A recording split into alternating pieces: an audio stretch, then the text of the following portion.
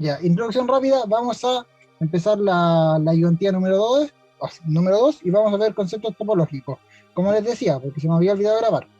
Lo primero que vamos a ver, ¿cierto? Es la idea de distancia. Y para entender la distancia, con lo primero que vamos a comenzar es con la definición de producto interno o producto punto entre vectores de Rn. Lo que tienen que entender es que el producto interno o producto punto es una función especial, una función particular, que va de Rn, eh, sí, que va de Rn, cruce Rn, que toma dos elementos, y los lleva a R, ¿ya? Y esta función está definida así. Bueno, tomo el primer elemento, que es x1, x2, x3, etcétera, ¿cierto? Que es un vector de n componentes, de una n-upla que se llama, y tomo otro vector, un vector de i componentes, o sea, de n componentes también, solamente que relativamente distintas, no necesariamente iguales. Tomo dos vectores de Rn y los opero entre sí, con el operador punto. Y este operador punto no es otra cosa que multiplicar cada componente a componente y sumarlo todo. Esto tiene una expresión acotada. La expresión acotada de esto sería algo de este estilo. El resultado de aquí, esto sería la suma, al tiro de lo que me escribieron, de i igual 1 hasta n de x y. Esta sería la expresión acotada de esa expresión de ahí.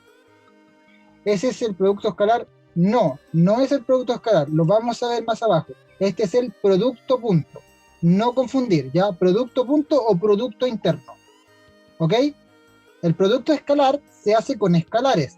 Aquí estamos trabajando con vectores. Este es un vector y este es otro vector. Son dos vectores. Aquí solamente tenemos vectores. El resultado nos da un escalar.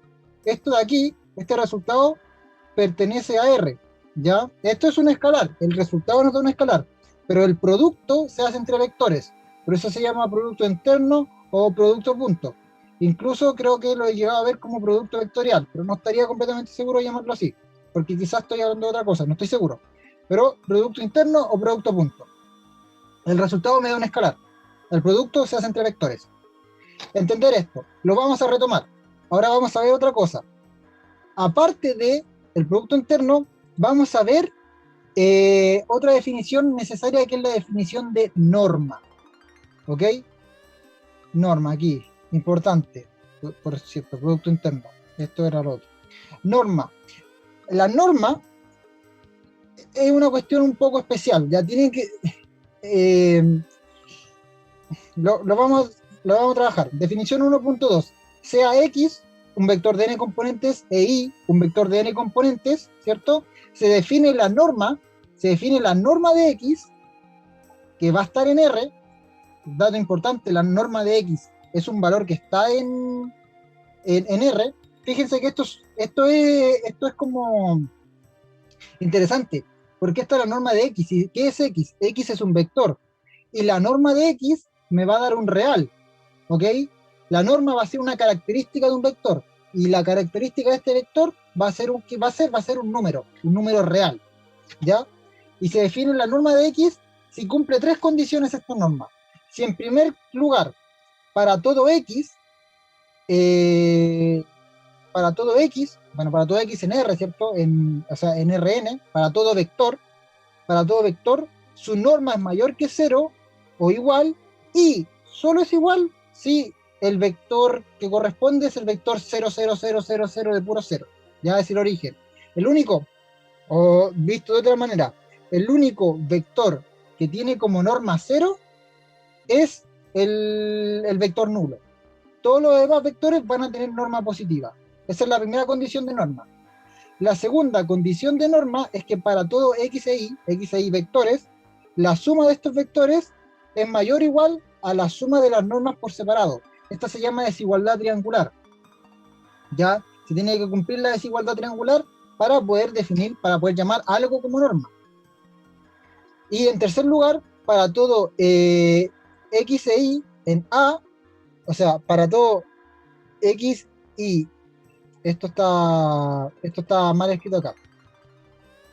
O sea, a ver, este es para todo x y a en R, ya no quiere decir x, y, a, no, aquí es para todo x y para todo A en R, para todo escalar, la multiplicación del escalar con el vector, que este es el producto escalar, nos va a dar, lo que hace, ¿cierto?, es sacar el escalar afuera con su valor absoluto. Vamos a ver un ejemplo al tiro de esto. Y lo vamos a ver con una norma en particular. La definición, o sea, teniendo en cuenta esta definición, hay una norma que es la que vamos a ocupar siempre, que se conoce como la norma canónica de Rn, que no es que la norma canónica de Rn se define como la raíz del producto punto entre un vector y sí mismo. Ya, esta es la norma que nosotros estamos acostumbrados. Y aquí, la idea de norma se traspola a simplemente Pitágoras. El Pitágoras de toda la vida es una norma, en varias dimensiones. Inclusive, cuando tenemos R1, así, en una sola dimensión, el valor absoluto de X es una norma de X. Quiero que lo veamos. Una norma, por cierto, para que lo vayan entendiendo, es una función. Ya es una función que toma elementos, que toma un vector de Rn y que tiene estas tres condiciones. Si esa función tiene estas tres condiciones, entonces se puede considerar norma. Por ejemplo, la función valor absoluto justamente es una norma. ¿Por qué? Porque la función valor absoluto toma cualquier valor de X, o sea, de R, tomamos cualquier valor de R, y lo primero es que el valor absoluto siempre es mayor que 0, salvo en el caso de 0, donde es igual a 0. Se cumple la primera norma. En el valor absoluto se cumple la desigualdad triangular. Lo han visto varias veces, no lo voy a mostrar porque es un poco pesado de mostrar, pero se cumple la desigualdad triangular. Y lo otro es que sabemos que el valor absoluto de A por B es igual al valor absoluto de A por el valor absoluto de B. Entonces se cumple esta condición de acá. En ese caso, el valor absoluto es una norma, ¿ya? Y así como esas, hay diferentes normas que podemos definir, con tal de que cumplan estas tres condiciones. Pero la norma principal con la que vamos a trabajar es la norma canónica, ¿ya? Que es un acercamiento a la distancia. Dígame.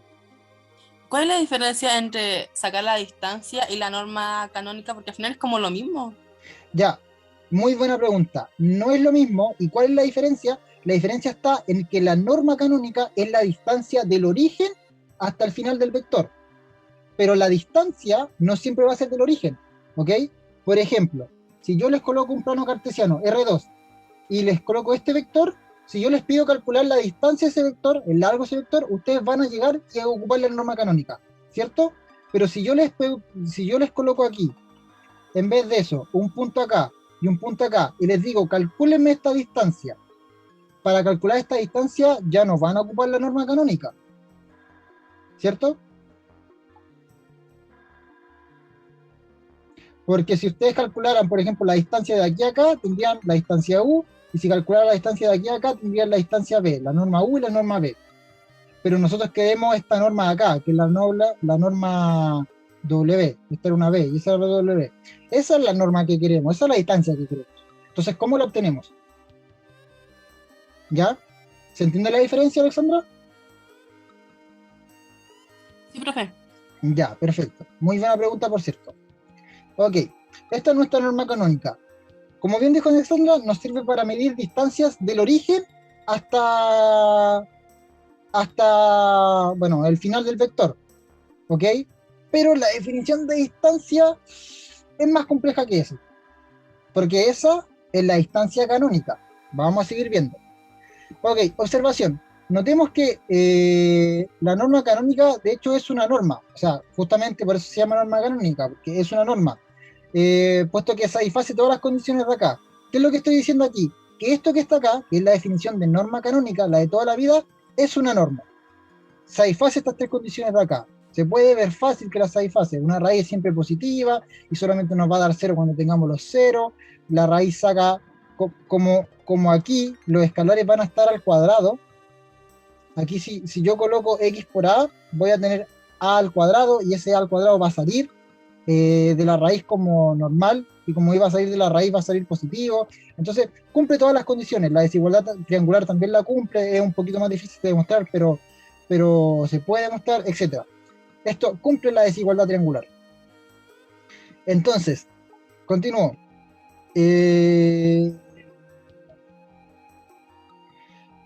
eh, ya, lo que les decía, yo no les puedo demostrar directamente que esto de acá es una norma canónica. ¿Por qué? Porque para demostrarlo se necesita una herramienta que se llama la desigualdad de Cauchy-Schwarz, ya que es una herramienta matemática que no han visto y a mí no me corresponde verla, entonces no la vamos a ver. Así que ahora lo único que les voy a creer, o sea, lo único que les voy a pedir es créanme, ¿ya? Believe in me, es una norma, no le estaría mintiendo. Vamos a ver un ejemplo de determinar la norma del vector W, la norma canónica del vector W. Y esto no es otra cosa, ¿cierto? Que, bueno, calcular la raíz, aquí me equivoqué. Esto era la raíz de este producto punto, y esto no es otra cosa que 1 por 1 más 2 por 2 más 0 por 0 más menos 3 por menos 3, 9. Y esto lo sumo todo y me da raíz de 14. Y aquí obtengo la norma del vector 1,2,0, menos 3. ¿Ya? No es otra cosa que calcular este Pitágoras como extendido al que estamos acostumbrados. Muy bien, siguiente definición. Ya, ahora bien, se va a definir la distancia canónica. Esta más que la distancia, esta es la distancia canónica. Hay distintas definiciones de distancia, como también así pueden haber distintas definiciones de norma, pero vamos entendiendo la norma, vamos a llegar y definir la distancia canónica, la distancia que vamos a ocupar en RN, al menos en cálculo 3 en este curso. Y la distancia, para calcular distancia nosotros necesitamos dos puntos. Muchas veces uno de esos puntos va a ser el origen, ¿ya? Pero por lo general para calcular distancia necesitamos dos puntos. Y la distancia en Rn se va a definir como la norma de la diferencia de los vectores. ¿Ok? Yo tomo los vectores, el vector x, el vector y, los resto. La verdad es que da lo mismo el orden en que los reste para una cuestión de distancia. Me da lo mismo. De hecho, esa es una de las propiedades de la distancia. La distancia de x a y tiene que ser siempre igual que la distancia de y a x. Esa es una de las propiedades. Que de hecho creo que más abajo aparece, no aparece, pero esa es una de las propiedades de la distancia, y no hace otra cosa que hacer como calcular la distancia a la que estamos acostumbrados, ¿cierto? Que es x1 menos y1 al cuadrado más x2 menos y2 al cuadrado, etc. Aquí recién llegamos a la idea de distancia. ¿Ok? Y vamos a ver un ejemplo de determinar distancia. Determinemos la distancia entre los vectores. Se puede determinar distancia tanto entre vectores como entre puntos. Lo más natural es determinar entre puntos, ¿ya? Hay que saber diferenciar entre un punto y un vector, y a veces la línea es demasiado fina. ¿Qué consideramos vector? ¿Qué consideramos punto? Es medio complicado, pero hay que saber hacerlo. Bueno, ¿cómo se hace esto? Profe, Dígame. en la fórmula para sacar la norma, abajo de la raíz los números no estarán al cuadrado como la distancia, ¿cierto? No, en la norma también, mire.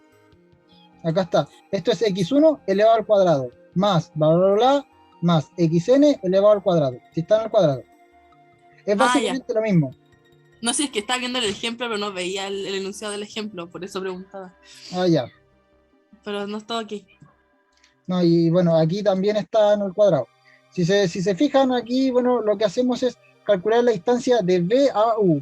Aquí creo que yo lo hago al revés, porque el primer vector tendría que ser mi vector b, pero lo primero que yo coloco son los valores de u, ¿ya? Y esto es porque hay una propiedad que, como ya les dije, la distancia de b a u es lo mismo que la distancia de u a b. ¿Ya? Esta es una de las propiedades de la distancia. La distancia es conmutativa entre sí, y es una propiedad bastante útil que les puede llegar a salvar de hacer un cálculo quizá un poco más complejo, o de hacer una demostración, o incluso no sé, no se me ocurre nada más. Pero esa es una propiedad de la distancia. La distancia de B a U es igual a la distancia de U a B, y tiene todo el sentido del mundo. O sea, si yo voy de Viña a Valparaíso y después me devuelvo, simplemente habré caminado lo mismo de aquí para allá que de allá para acá. No es que haya tomado otro camino, pues si tomé el mismo camino, entonces la distancia tiene que ser, se entiende que tiene que ser la misma. En fin, aquí un cálculo de distancia normal de toda la vida, no nada de complejo. Continúo. esta es una de las partes más cototas del curso, porque esto no lo entendemos bien. No sé si se acuerdan cuando estuvimos hablando de conjunto abierto y conjunto cerrado. Aquí es donde la cuestión se pone matemática, fea, chusa. Vamos a tratar de que se entienda. Conjunto abierto y conjunto cerrado. Ok, para comprender el concepto de conjunto abierto y el concepto de conjunto cerrado, hay que comprender primeramente la idea de bola de centro A y radio épsilon. ¿Ok? A ver, la idea intuitiva de una bola, antes de pasar directamente a la definición, es lo que tengo acá, en estas imágenes. ¿Ya? La idea intuitiva de una bola es en este caso acá, esto es una bola en R, esta es una bola en R2 y esta es una bola en R3. Y así como existen bolas en R, en R2 y en R3, existen etcétera más dimensiones. Estas son las que yo puedo graficar. Una bola es que yo me pongo en un... donde mejor se entiende es aquí en R2. Una bola es que yo me pongo en un centro, ya en el centro de A, y desde A yo das un radio, y en ese radio todo lo que esté generando una circunferencia o una bola, ya sea una esfera o directamente ¿cómo se llama esto? Un intervalo o una hiperesfera, lo que sea, todo lo que yo encierre dentro de eso va a ser un conjunto. Aquí van a haber puntos, y también van a haber puntos afuera. La bola es el conjunto de todos los valores que estén dentro de esta bola. ¿Ya? Eso es una bola, es un conjunto limitado, con esos valores, con lo que esté adentro. ¿Ya? Y fíjense que la definición de la bola, esto es un poco más complejo, pero fíjense que la definición de la bola no considera lo que está aquí en la frontera. Esto de aquí se llama frontera, lo vamos a ver mejor un poquito más adelante, que es un elemento topológico también. Pero fíjense que la bola no considera un valor de la frontera. Para entender esto un poco mejor, hagamos lo siguiente. No, qué horrible me salió esto. Línea recta, a ver, una línea recta por acá, una línea recta por acá. Ya, supongamos que esta es una circunferencia de radio 1. Por lo tanto, esto es 1, esto es menos 1, esto es 1 y esto es menos 1. ¿Ya? Entonces, este punto de acá sería el 1,0, ¿cierto? Ese punto 1,0, yo les voy a preguntar, ¿pertenece a la bola B? En este caso, el punto A sería 0. A la bola B de radio 0 y distancia 1. ¿Es así o no es así? Jorge Guzmán dice que no. ¿Los demás entienden que no pertenezca a esta bola?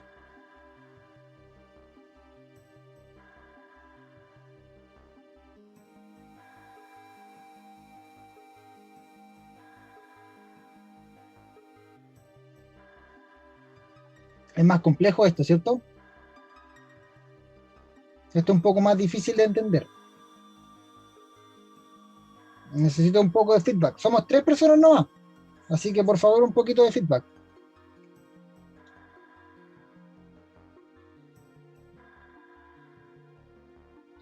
Ya, ok. Bueno, somos más personas ya. ¿Cuántos somos? Somos más personas. Filo. Perfecto, son más personas. No, ni cuenta me he dado. Ya, vuelvo. Como bien dijo Jorge, exactamente. ¿Ya? Ese punto no pertenece a la bola. Voy a tratar de, quizás con la definición formal, esperemos que con la definición formal lo entiendan. Ok, se define una bola con centro A, A es un punto en el espacio, y radio épsilon, el épsilon es un escalar, es un radio, es una distancia, ¿cierto? Como todos los puntos del espacio que estén a una distancia, fíjense que aquí esto de acá es una distancia, todos los puntos en el espacio que estén a una distancia menor que ese radio. Así es como se define una bola. En particular, esta es la definición de una bola abierta. ¿Ok? Después vamos a ver mejor. Pero eso es lo primero que tenemos que entender. Esta es la definición de una bola abierta. Bueno, y como les dije, estos 3 de acá son representaciones de distintas bolas. Esta es una bola en R1 o en R simplemente, esta es una bola en R2 y esta aquí es una bola finalmente en R3. en 3 dimensiones. Ok, y con esta idea en mente de bola abierta y bola cerrada, viene lo complejo realmente. Así que si no entendieron las bolas, aquí su mente va a explotar. Vamos a tratar de entenderlo. Definición 2.2. Sea A un subconjunto de Rn. Es decir, A es un conjunto. ¿Ya? Es un subconjunto. ¿Ok? Diremos que A es un conjunto abierto sí, solo sí. Que sí, solo sí significa que se cumple la condición de que para todo punto en A existe un radio tal que la bola de una bola de, a ver cómo lo digo, la bola de centro A y radio epsilon está contenida en A. Esto gráficamente sería algo así. Aquí yo voy a dibujar nuestro conjunto Rn. Aquí voy a dibujar nuestro valor A. Este es nuestro conjunto A. ¿Y qué es lo que estoy diciendo? Que si yo me coloco, si yo me paro en un punto, por ejemplo, me paro en este punto de acá, A minúscula, y yo hago una bola, si yo me paro aquí y hago una bola, entonces esta bola va a estar siempre dentro del conjunto. ¿Ya? Siempre va a existir un epsilon donde la bola esté siempre completamente contenida en el conjunto. ¿Ok? Porque claro, yo podría hacer una bola más grande, así una bola así, y obviamente va a estar afuera. Pero aquí a mí lo que me importa es que haya una... bueno, será, no importa. Me estaban llamando por teléfono, pero estoy en clase ahora. La cosa es que lo importante es que siempre va a haber un epsilon, un radio, chiquitito, chiquitito, cuán chiquitito como yo lo necesite, para que la bola quede bien contenida en el conjunto. Y si es así, esto siempre, o sea, si siempre es así, entonces llamaremos a este conjunto un conjunto abierto. Ya, déjenme borrar. ¿Dónde podríamos tener problemas? ¿Dónde suelen haber problemas? Suelen haber problemas si me paro en la frontera. Fíjense que si yo me paro aquí en la frontera y hago una bola, va a haber una parte a la derecha que se va a ir afuera. Por muy chiquitito, chiquitito que lleva el radio, como el radio nunca es cero, ya, porque aquí dice que esto era al revés, esto es mayor, epsilon mayor que cero, aquí un error, esto es epsilon mayor que cero. Como el radio siempre es mayor que cero, siempre, aunque chiquitito, chiquitito sea, como siempre va a ser más grande que cero, siempre voy a poder encontrar aquí en puntos que van a estar afuera, si yo me pudiese parar en la frontera. Entonces, en este caso, si fuese así, estaríamos en presencia de un conjunto que no fuera abierto. Pero, en fin, la cosa es que mientras yo no pueda hacer eso, es decir, yo no me pueda parar en la frontera, por diversos motivos, ya sea porque la frontera no esté incluida, o porque no exista directamente frontera, entonces en ese caso yo voy a tener un conjunto abierto. Y vamos a definir conjunto cerrado sí, solo sí, es decir, si cumple la condición de que el complemento del conjunto cerrado es un conjunto abierto. Es decir, si todo lo que queda aquí afuera, ¿cierto? Es un conjunto abierto. Si eso fuera un conjunto abierto, entonces estamos ante la presencia de un conjunto cerrado. Esas son las definiciones. Son un poco complejas, ocupan bolas. Pero ¿saben qué? No se preocupen tanto, porque no se van a trabajar tanto en el curso. Quizá una pregunta en un control, dos, aunque el control que viene se viene cerca, pero tal. Igual, no se preocupen mucho. Esas son las definiciones de conjunto abierto y conjunto cerrado. Vamos a ver un par de ejemplos, ¿ya? Los siguientes ejemplos muestran conjuntos abiertos y conjuntos cerrados. Este conjunto de acá, el 1,2, yo lo puedo graficar de la siguiente forma. Grafico la recta real. Voy a colocar el 1 aquí y el 2 acá. Y aquí lo que voy a hacer es tomar el 1 y tomar el 2. Y me voy a quedar con todos los elementos que están acá. Este conjunto que está acá es un conjunto cerrado. ¿Por qué? Porque si yo me voy al complemento, es decir, todo lo que está acá, y yo me paro aquí, yo no me puedo parar en la frontera, porque la frontera sería el 2, pero el 2 está contenido, el número 2, de hecho el 2 pertenece a este conjunto, llamémoslo B. el 2 pertenece a B, entonces no me puedo parar en el B. Entonces nunca voy a poder generar un épsilon, un radio, o sea, no, al revés, siempre voy a poder generar un radio tal que sea muy chiquitito para que yo me pueda parar aquí como muy cerquita de la frontera, pero aún así el radio no salga a la frontera. Siempre voy a poder hacer eso. Entonces, como siempre voy a poder hacer eso, este conjunto aquí es cerrado, ¿ya? O básicamente, para que lo entendamos mejor, considera el principio del intervalo y el final del intervalo. El conjunto está cerrado, ¿ya? Lo considera. Tiene frontera, tiene límites, ¿ya? El siguiente conjunto de acá, este también es cerrado. Este conjunto de acá sería una cuestión más o menos aquí, así. Esto va del 1 hasta el 2 no lo toma, pero luego toma el 2, luego toma el 2, entonces, si toma el 2 y va, bueno, que esto sería así, toma el 2 y va hasta el 3, lo toma. Entonces al final, si toma el 2 y este conjunto sería lo mismo que escribir el conjunto 1,3 tomando tanto el 1 como el 3. Los dos conjuntos son iguales. Este conjunto de acá es del mismo tipo del conjunto de acá, entonces vuelve a ser un conjunto cerrado. Este de acá es un conjunto abierto. ¿Por qué es abierto? Porque este conjunto de acá es de este estilo. Es un conjunto que va del 1 sin tomarlo hasta el 2 sin tomarlo, se toma un espacio, y luego parte en el 3 y termina en el 4 y no toman nada. Entonces, ¿dónde yo podría tener problemas? En las fronteras, pero no me puedo parar en las fronteras. Y como no me puedo parar en las fronteras, entonces el conjunto es abierto. ¿Ya? El complemento es cerrado también. Aquí, este de acá, hoy nos quedan 10 minutos. Recuerden que apenas se cierra la clase, yo cierro y volvemos a entrar. Hasta que, por favor, me den suprimir. Por favor, universidad, quiero hacer clases de la forma decente. Ya, siguiente, el conjunto B. El conjunto B son todos los pares X, Y, o sea, todos los puntos en el plano, tal que Y es mayor que 2. Esto gráficamente sería algo de este estilo. Nosotros colocamos el plano cartesiano, nos paramos en Y igual 2, y todos los puntos de aquí para arriba, todo este como semiplano de aquí para arriba, todos estos puntos son B. Todo esto es B. Y fíjense que mi frontera aquí no la estoy considerando. Yo no estoy tomando los I iguales a 2. No, no estoy considerando. Entonces yo no me puedo parar aquí. Y como no me puedo parar, bueno, no me puedo parar en la frontera. Como no me puedo parar en la frontera, no puedo hacer esto.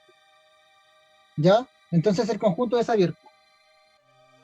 Les voy a pedir un momento, por favor. Voy a contestar y bueno, la clase está para acabar, así que ahí después volvemos a entrar.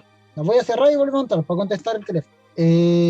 Abierto, bueno, como les dije, pues ese conjunto era abierto. Esto de aquí es una esfera de radio 1, pero que no llega hasta el 1, ¿ya? Sin considerar la frontera.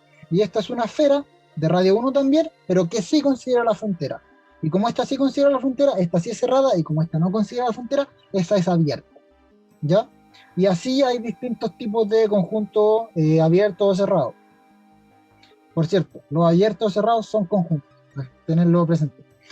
Ahora vamos a ver algunas propiedades de los conjuntos abiertos y cerrados. Estas las voy a pasar rapidito porque entenderlas geométricamente es complicado. Las demostraciones no son difíciles, pero son lateras y no las vamos a ver, así que solamente entendámoslo aquí. Sea A sub I con I en I. Este I representa una sucesión de números, ¿ya? Esto representa si es que lo quieren entender, si no importa realmente. Esto representa una cuestión del estilo 1, 2, 3, 4, y lo que sea necesario, los números que sean necesarios que existan, ¿ya? Es un intervalo para que el I se vaya moviendo, y para escribir esto, en vez de escribir esto así, escribir esto como desde I igual a 1 hasta N, es como una cuestión para escribir esto así, ya que es lo mismo. Es exactamente lo mismo, pero en matemáticas se suele ocupar con este tipo de definición, ¿ya? Con I en I, donde I es un intervalo continuo, no discontinuo. No, perdón, discontinuo, un intervalo discontinuo, sí. ¿Ya? Sean A sub I, o también esto se conoce como una familia, ¿ya? A sub I sería una familia de conjuntos abiertos. Entonces, la unión finita de conjuntos abiertos es un conjunto abierto, ¿ya? Si yo tengo varios conjuntos abiertos y los uno me va a dar un conjunto abierto, que es lo que pasó aquí arriba. Este es un conjunto abierto unido a otro conjunto abierto. La unión de abiertos me da un abierto. Ya pude haber llegado a esa conclusión ocupando esa propiedad. La siguiente proposición es que si A y B son conjuntos abiertos, entonces la intersección es un abierto. Esto no funciona para intersecciones infinitas, ¿ya? Solamente funciona para una intersección finita. De hecho, nada, no importa. Y pasa algo similar, pero al mismo tiempo al revés, con los cerrados. Si A sub I es una familia de conjuntos cerrados, entonces la intersección de cerrados me da un cerrado. Ya, si yo tengo varios cerrados y los voy intersectando, intersectar conjuntos cerrados significaría, por ejemplo, tener lo voy a hacer con una línea. Yo tengo una línea, tengo un cerrado así, tengo otro cerrado así, y tengo otro cerrado así. Si yo intersecto todos estos cerrados, finalmente me va a quedar este cerrado acá. Y la intersección de cerrados me va a quedar solamente este cerrado de acá. ¿Ya? Y eso va a ser cerrado también. O sea que llegamos a la conclusión de que la intersección de cerrados son cerrados. Eso es como la explicación geométrica de la cuestión. La demostración es un poco más complicada, no mucho más, pero un poco más complicada.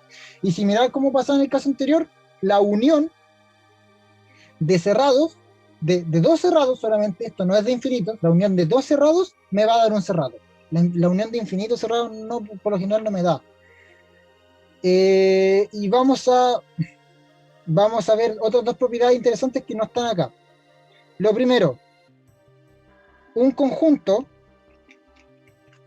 o sea, A pertenece a Rn, entonces A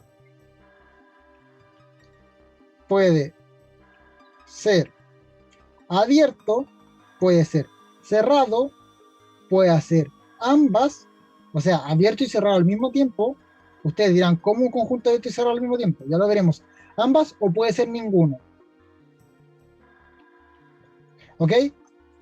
Esto es interesante, esta propiedad es interesante, ¿ya? O proposición. ¿Por qué es interesante? Porque estamos diciendo que un conjunto puede ser abierto. Ya lo vimos, conjunto abierto. Un conjunto puede ser cerrado. Ya vimos que un conjunto puede ser cerrado. Pero un conjunto puede ser un conjunto abierto y un cerrado al mismo tiempo. Ejemplo de esto, dos particulares. Rn, o sea, el espacio completo. Todo Rn es abierto y cerrado al mismo tiempo. Y el vacío. El vacío es abierto y es cerrado al mismo tiempo. Y ninguno.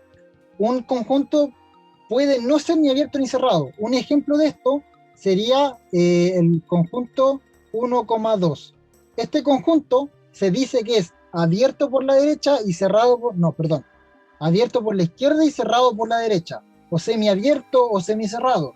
¿Ya? Pero en general no es abierto y no es cerrado. Solo es semi o abierto por un solo lado y tal. Entonces no es ninguno de los dos. ¿Ya? Pero esto que está acá, ténganlo presente, muy, muy presente. Porque típico pregunta de prueba, así como una pregunta rápida, de esto si les llegan a colocar un verdadero y falso, verdadero o falso. Rn es un conjunto abierto, verdadero. El vacío es un conjunto cerrado, verdadero. Sí, porque son ambos. Son cerrados y abiertos al mismo tiempo. Hasta acá, ¿cómo vamos? Porque ahora vamos a entrar a vecindad. Las vecindades son un poquito más sencillas que esto de abierto y cerrado, aunque requieren de entender abierto y cerrado. ¿Cómo va la cosa?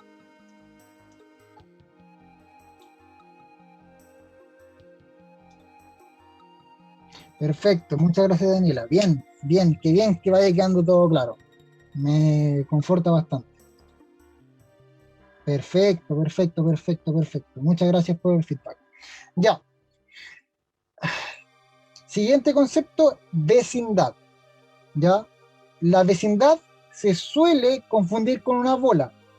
No es una bola, pero tienen propiedades súper similares. El concepto de vecindad es uno fundamental a la hora de entender intuitivamente un límite, que es todo lo que estamos empezando a ver para llegar al límite. ¿Ya?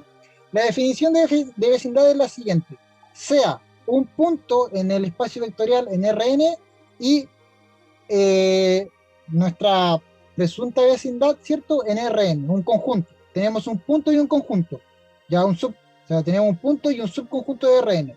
Se define la vecindad de B, o vecindad B, o sea, la forma correcta es, se define la vecindad B de A, son vecindades de un punto, si y solo si se cumplen las dos siguientes condiciones. Primera condición, el conjunto B es un abierto. Y segunda condición, el punto pertenece al conjunto. ¿Ya? Entendamos, les voy a hacer entender vecindad para no confundirlo con bola. Una bola es una vecindad, ¿ya? Es una vecindad de su centro. Cuando nosotros colocamos una bola de radio R, una bola abierta, ¿cierto? De radio R y centro A, entonces esta bola de radio A, o sea, de centro A y radio R, esto es una vecindad. Esto es una vecindad de A, ¿ya? Pero no todas las vecindades son bolas. ¿Cómo lo vamos a entender? Gráficamente, cuando nosotros graficamos una bola, se grafica como una circunferencia en R2, por ejemplo. Pero una vecindad podría ser así. Si todo deforme como un moco que le escupía la pantalla, y si yo coloco el A aquí, esto es una vecindad. ¿Por qué? Porque si este conjunto de acá no tiene frontera, si esta frontera es abierta, y además el A, que lo importante es que, y además ese punto sea A, si eso es así, entonces tenemos una vecindad, que es básicamente un moco. ¿Ok? Entonces una vecindad no necesariamente es una bola, según definición, pero a efectos prácticos, y como la vamos a trabajar de aquí en adelante para el resto del curso, la verdad es que no la vamos a trabajar mucho sinceramente, pero para efectos prácticos la vamos a entender exactamente igual que una bola, ¿ya? Olvídense de estas vecindades feas, horribles, por lo general cuando pensemos en vecindad, vamos a pensar en una bola, ¿ya? Que tenga el A ahí en el punto y que tenga tal, el centro. Además, denotamos esta B fea a la familia de todas las vecindades de A. ¿Qué sería la familia de todas las vecindades de A? Yo coloco aquí el plano R2, en este caso. Coloco el punto A. Aquí tengo mi punto A. Yo puedo tener diferentes vecindades, como puedo tener distintas bolas de distintos radios. Por ejemplo, puedo tener esta vecindad, puedo tener esta otra vecindad, puedo tener esta otra vecindad, etcétera. Y así se entiende que puedo tener infinitas vecindades que del punto A, infinitas vecindades B de A.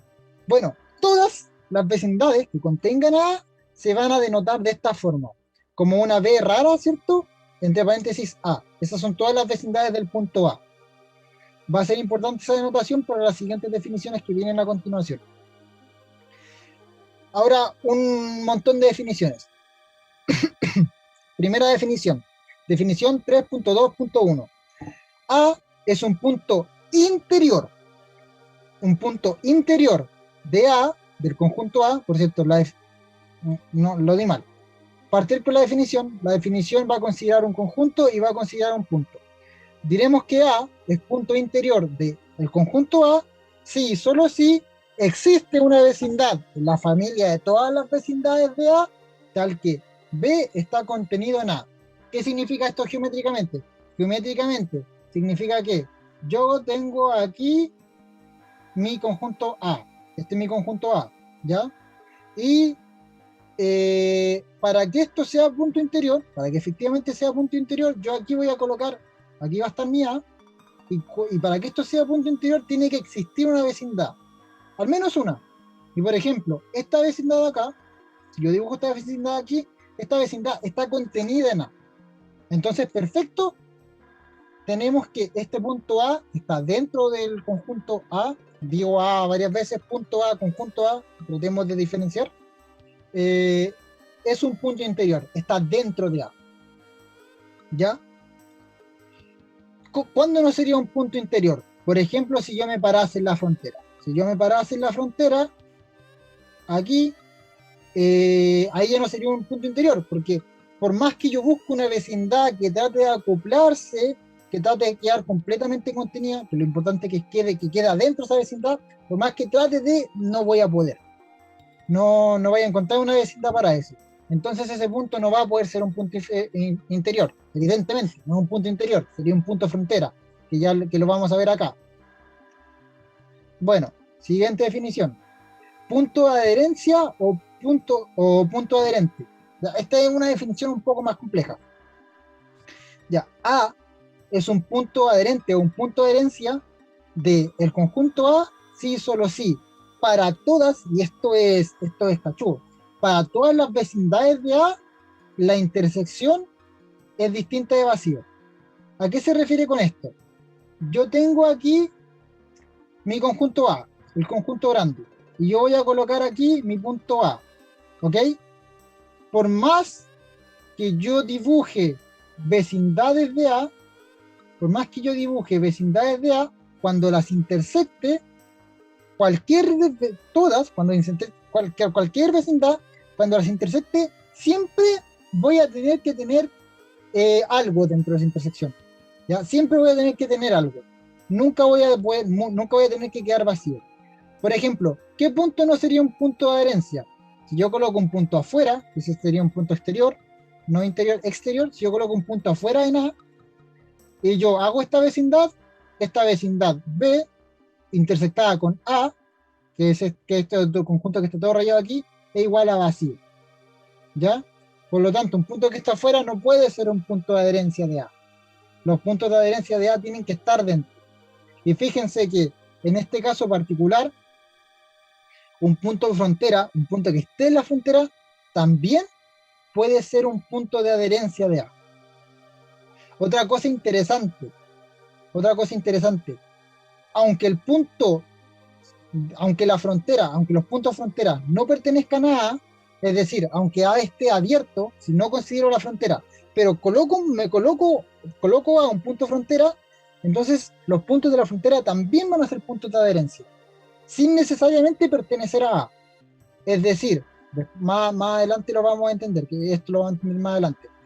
Pero es decir, que en la clausura, que son todos los puntos de adherencia de A, siempre va a ser más grande que A. ¿Ok? Más grande o igual. Va a tener más puntos. Pero si no lo entendieron, no se preocupen, lo vamos a ver un poco más adelante. Punto frontera. El punto frontera lo vamos a entender como los puntos que están en la frontera. Y ya, nada más. ¿Ya? Punto frontera de A, sí, solo sí, para todas las vecindades. Existe una intersección, o sea, la intersección no es vacía y encima, con el complemento, tampoco es vacío. ¿Qué quiere decir esto básicamente? Que los puntos fronteras están de hecho en la frontera. ¿Ya? Eso es, son los puntos que delimitan al conjunto. ¿Ya? Si yo coloco aquí el conjunto, estos puntos que delimitan al conjunto, ya que son como lo que yo dibujé, esos puntos van a ser los puntos frontera, los que delimitan el conjunto básicamente. Punto de acumulación. Este punto de acumulación es un tanto más complejo. El punto de acumulación es una cuestión parecida al punto de herencia. Ya funciona de forma similar, solamente que esta vez yo saco el punto de ahí. Ya, yo hago una vecindad, pruebo una vecindad, pero sin el punto. Por ejemplo, esta era una vecindad del punto A. Bueno, era, yo saco el punto, quito el punto y veo que hay alrededor. ¿Ya? Un ejemplo de puntos que no son de acumulación, pero son interiores, sería, por ejemplo, en los naturales. Por ejemplo, en intervalo 1,2,3, o sea, más que eso, escribirlo así, en intervalo, en el conjunto 1,2,3, tanto 1, 2 y 3 son puntos interiores. ¿Ya? Porque yo por muy pequeñito que haga el radio, por ejemplo, 1, 2 y 3, vamos a probar con 2, ¿ya? 2 es un punto interior, porque está dentro del conjunto, 1, 2,3. Porque por muy pequeñito que lleva el radio de su vecindad, recordemos que esto es una cuestión así. Esto está el 1, aquí no hay nada, 2, aquí no hay nada, 3, aquí no hay nada. Entonces, si yo me paro aquí en el 2 y, por ejemplo, hago una vecindad que de radio, voy a hacer una bola, una bola a efectos prácticos funciona como una vecindad. Si yo hago aquí una vecindad de radio R igual a 1/2, ¿ok? Voy a tener el punto 2 adentro, lo tengo adentro, así que ningún problema. Tengo el punto adentro, el punto 2 es un punto interior de este conjunto de los naturales. pero no así, por ejemplo, un punto de acumulación. Porque ¿qué es lo que pasa? Porque ahora, si yo hago exactamente lo mismo, pero quitando el 2, yo me voy a quedar con el vacío. ¿Por qué? Porque yo quito el 2, hago un radio de un medio y veo que hay entre un medio, o sea, tendría que ver qué hay entre 1,5 y 2,5, entendiendo que solamente estoy aceptando valores naturales. Si solo estoy aceptando valores naturales, entre 1,5 y 2,5, sin contar el 2, no hay ningún más natural. Entonces, en los números naturales no existen puntos de adherencia. Ya, cuestión interesante. ¿Ok? Geométricamente, lo que entendemos de los puntos de adherencia son aquellos puntos que tienen puntos al lado suyo, básicamente, que no están solos. Asimismo, aquellos puntos que no sean de acumulación. Geométricamente lo que entendemos como acumulación son puntos que tienen puntos al lado suyo. Asimismo, como existen estos puntos de acumulación, aquellos que no sean puntos de acumulación los vamos a llamar puntos aislados.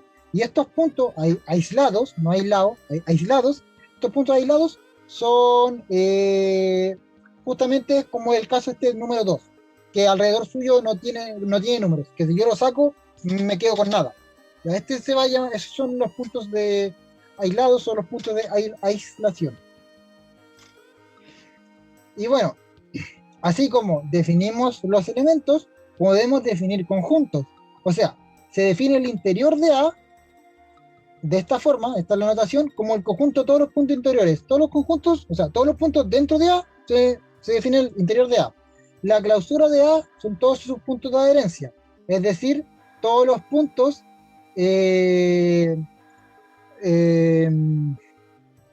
como todos los puntos que tienen punto alrededor suyo y encima que sí consideran el mismo.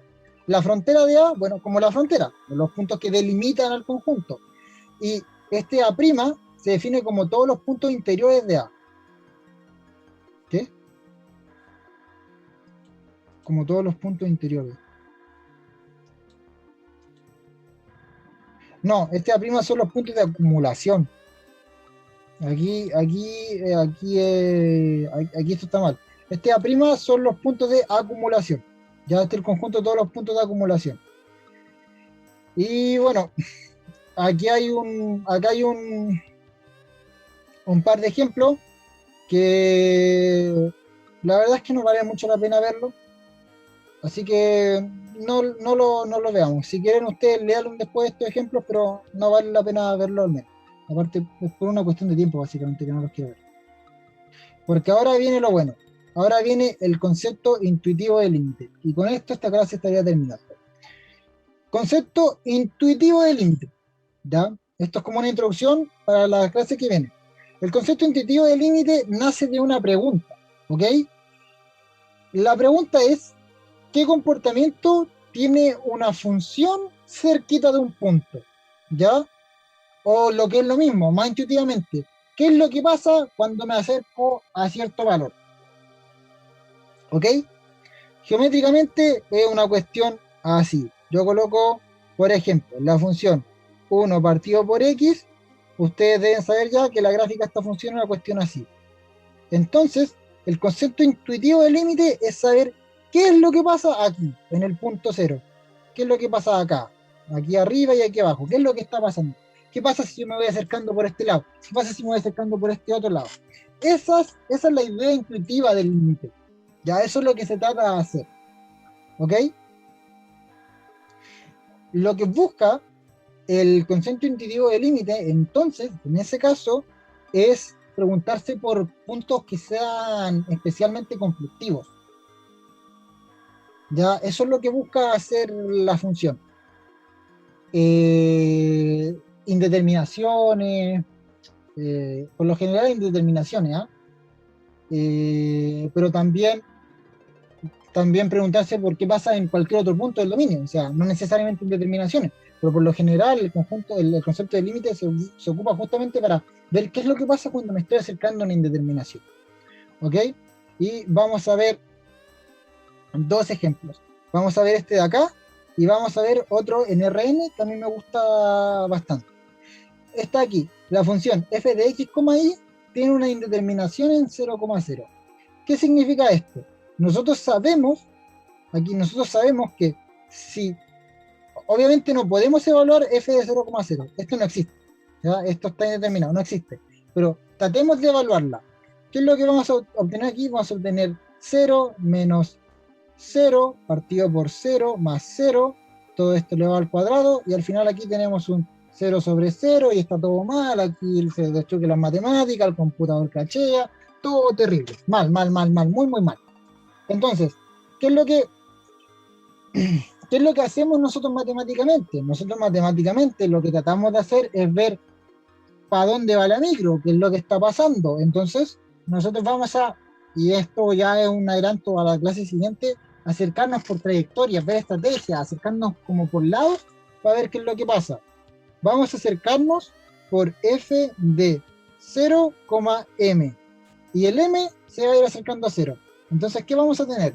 Vamos a tener 0 menos m al cuadrado partido por 0 más m al cuadrado y todo esto al cuadrado. ¿Y qué nos va a quedar acá?